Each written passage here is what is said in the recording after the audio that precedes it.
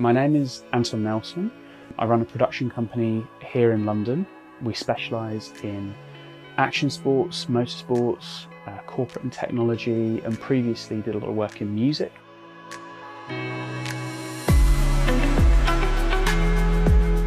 The principle when I founded my production house was to specialise in Ultra HD. So we have Red Weapon Helium, we have Blackmagic Ursa 12K, and all of the interview and gimbal work is done on Blackmagic Pocket 6K and Blackmagic Pocket 6K Pro. My production company is a product of the digital generation. Almost everything that we do is first play to YouTube, Instagram, or to Facebook.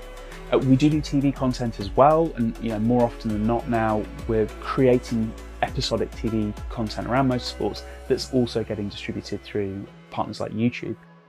The vertical 9:16 video, sure, it existed before TikTok, but TikTok is what's blown that platform up into visibility. There's all these sort of different formats and requirements, which means there's actually quite a lot of pressure to create 4K content, because more often than not you're not going to come across a broadcast partner who's going to demand 4K as part of a broadcast package, but more of my digital clients are asking for 4K native content. The reason for focusing on ultra high resolution is being able to capture multiple framings within one capture. So I'll often compose and use a lens that allows me to simultaneously get a strong 4:5 image and 16:9 image out of the same shot. Again, very vital in things like motorsports, particularly live events where you can't ask an athlete to do it again. But even when you can, still being able to have a good relationship with an athlete and not tire them out doing the same thing over and over again is crucial. Well, one of the largest issues with the type of work that I'm doing, particularly in the motorsports context, is I'm often editing on the road away from the studio environment. Often as a solo editor, I might have another editor with me. Particularly in the times of COVID, I might have to quarantine them in another location.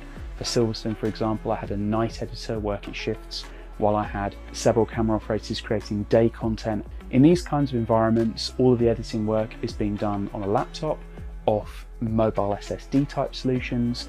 And one of the biggest issues with working with super resolution cameras, the 8K, the 12K, even with the 4K, is when you're working with raw formats for that maximum clarity, that maximum quality, you're ending up creating vast amounts of data.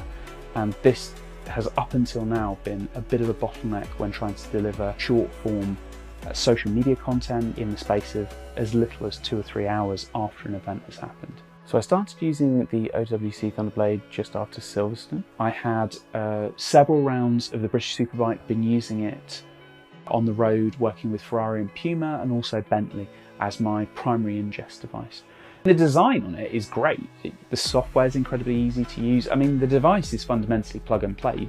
Basically, you don't need to set anything up. You plug it in, it appears as a rated solution straight away, and I can just dump my content on and generate things. I mean, the first thing I always do with solutions like this is stress test them. So I took it to a motocross event to run off dailies, content that needed to be reformatted from a 16:9 capture that was going to be used in a TV composition wrap-up edit, and take 9:16 verticals out of these 8K shots so I could deliver them to the digital team who want to be able to integrate them into the stories that they were posting on a day-by-day basis at the event. This would be moments captured with a phone, but then they would drop in super slow motion cinema action of their riders just to break up and give a bit more prestige to that stories experience.